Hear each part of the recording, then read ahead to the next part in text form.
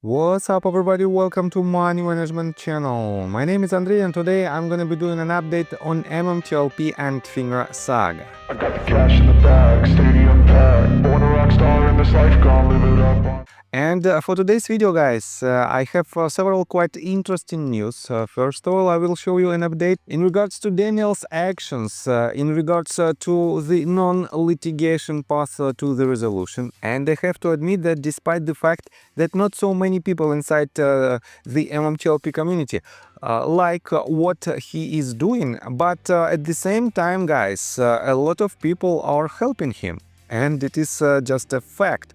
On top of that, guys, I will show you part 2 of the investigation that was made by Elf Carbon. And this investigation shows that there is a lot of problems, and that was a lot of problems related to MMTLP back in 2021 when it became tradable and during its procedure of spin-off. And the main problem was directly connected to the actions or inactions of authorities, and I will show you what I'm talking about. On top of that, guys, another quite interesting update in regards to just a couple of questions that were asked to Ari Rubinstein, and we have to understand that there is a lot of shady actions from the people who potentially might be involved in the illegal actions, not only with MMTLP shares but with other similar type of companies as well. So, and before we dive deep into all of this, guys, please hit the like button for YouTube algorithm and drop me a line in the comment section if you think my videos are valuable for you. And let's start with Daniel, with your favorite SGM. And you know that just a couple of days ago he published an open letter, and he basically wrote this in the form of petition. And for now there is about 248 people signed this petition, and you can also do it easily.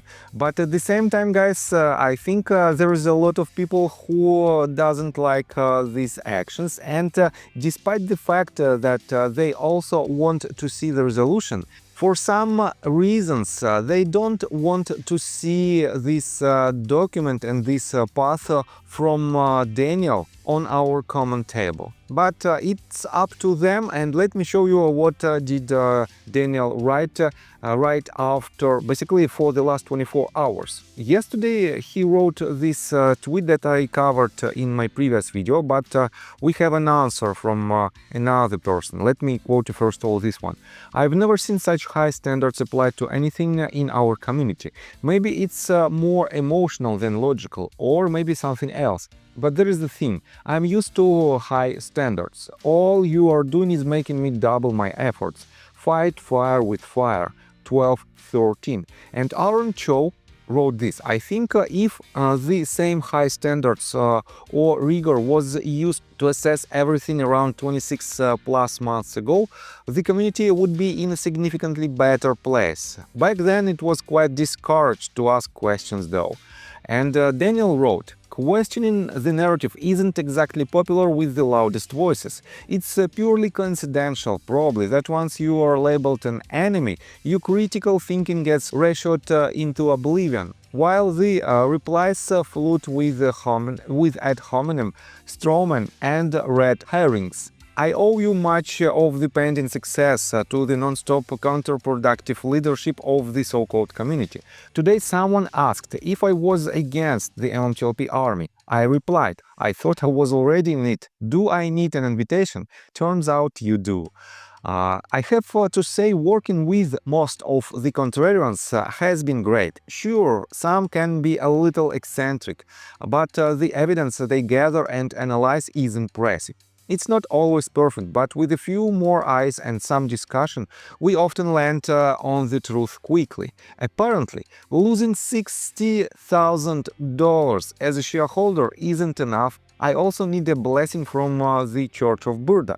All joking aside, the worst part is most who comment aren't actually listening. They are just waiting for their turn into tweet. It's intellectually and emotionally dishonest. And guys, this is the crucial point. Daniel invested more than $60,000 in MMTLP, and for now he cannot take his money back. That is why, guys, he is free to fight for his money, and he's free to do it by any possible path, any possible legal path. And one of them is definitely the litigation itself, and the second one is the so-called congressional path. At the same time, guys, a lot of people who are trying to fight, who are trying to argue, let's put it this way, his position, they don't have even 1/10 of this investment. And that is why, guys, they cannot file any lawsuits, because the potential payments for the damages will be much lower than the initial cost of the litigation. That is why, guys, Daniel can do it, and he has all the chances to win this battle, especially if you put into the consideration the most recent updates in his lawsuit. And let me remind you that he added a couple of co-plaintiffs, and he added a professional attorney, professional lawyer, who will help him to fight against the wrongdoers. And on top of that, guys, this petition also shows that he wants to use any possible path, any chance. He wants to use any chance to the resolution, and that is why, guys, he's trying to do his best. And believe me, these type of people will not surrender. That is why, like it or not, but you have to deal with it. And to be honest, guys, if you don't want to see his litigation, you can argue it in a court. But at the same time, no one has done it yet. On top of that, guys, if you want to argue his non-litigational path, you can do it, but please do it politely. And as you can see, Daniel is free to answer to all of your questions and potential thoughts. That is why, guys, just be a part of the community and respect other members of this community, even if their opinion is slightly different than yours. So, let me show you, let's continue with the investigation that was made by Elf Carbon in September of 2024. And yesterday I covered this tweet where we found out that Schwab added the MMTLP shares into SWSX fund, basically without any permission or without any legal paths. And for some reasons they succeeded in this case, and let me quote you further. Now back to America. This Fiji number was historically held by 6 entities: Cyprus, FNI, Geode, Vanguard, DFA and Northern Trust. An interesting note, Vanguard was holding this Fiji number in a UK subsidiary under the US Equity Index Fund. I already checked Company House UK Corp database, and they have multiple American directors listed. Vanguard appears to be guilty of breaking regulations, Regulation S. The issue that was held by 5 entities: Manlife, FMRLC, Vanguard, DFA and Welch Thomas Gordon. Again, Vanguard is listing their holding fund as a foreign fund. This time it's Vanguard ETF Canada. Somehow, Open Fiji's internal use only ticker has gotten out and is being used to list the instrument overseas and in holdings reports filed with the SEC. And guys, I have to admit that all these facts are proven by the screenshots that Elf Carbon added to this investigation. And let me quote you the next part. Now to this infamous moment, the US OTC listing of the preferred shares. Requirements to note for OTC eligibility: have proprietary priced quotations published by at least one market maker in OTC Link ATS, which means OTC Link ATS should have the first published unsolicited quotations, which enable the request to create the symbol MMTLP. I would be very curious what the Fiji is for the instrument that this market maker quoted. On October the 6th of 2021, MMTLP began trading on the US OTC with broker-to-broker settlement only. There is a lot of confusion among shareholders and the CEOs, John Bird and Palikros, as neither of them had been aware their preferred share spin-off was going to be listed on a stock exchange. 6 days later, on October the 12th of 2021, MMTLP suddenly became eligible for NSCC settlement through CNS. We'll come back to this, it's important. The next day, October 13, MMTLP is actually created. Read this last line again. So, as you can see, it was created right after it became eligible for NSCC settlement through CNS. Prior to October 13, MMTLP would have been trading under QSIP number, under this QSIP number, which was assigned to this Fiji number. That is not the MMTLP we know today. On October 13, Open Fiji took the IC number from this Fiji number and assigned it a brand new Fiji, and here is the new Fiji number. This is the first time MMTLP was officially in extents. Before that, there was only this Fiji number that was assigned previously. The two instruments, first Fiji number created June 17 of 2021 by manual data entry incorrectly. Equity key spun out overseas, listed as holdings by hedge funds for UK, Canada and America, follows the path of when issued security and unlisted.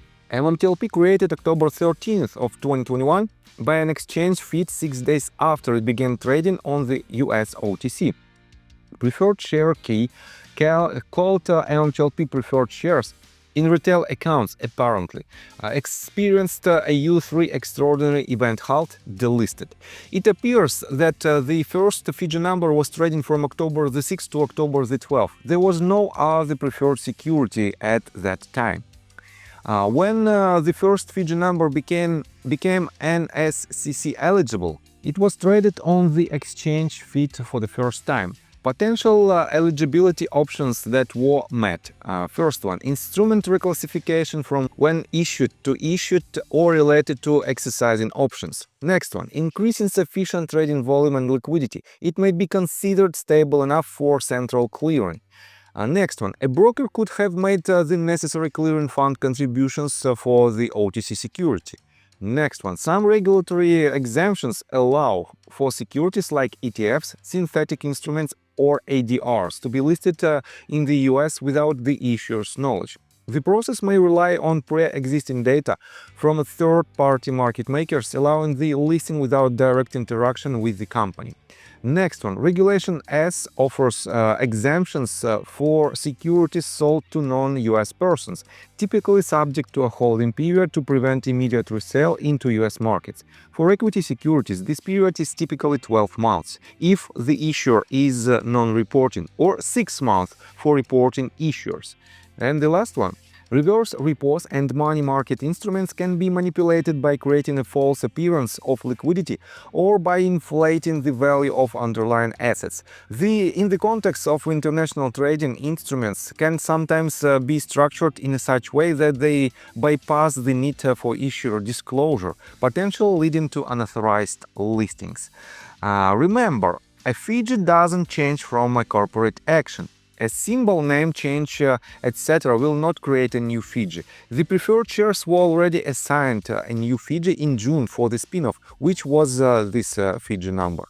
I do not see a valid reason why our Fiji was changed on October 13, unless we were classified as a Canadian instrument, which creates a very interesting discussion. Canada interlists instruments from US and has a direct pipeline with TradeGate to list Canadian securities on their when issued exchange. Open Fiji is requesting up to today that any dependencies for the second Fiji number, also known as previous Fiji number, are merged into the new Fiji number. We know this merging has occurred through the filings for Vanguard's Explorer Fund.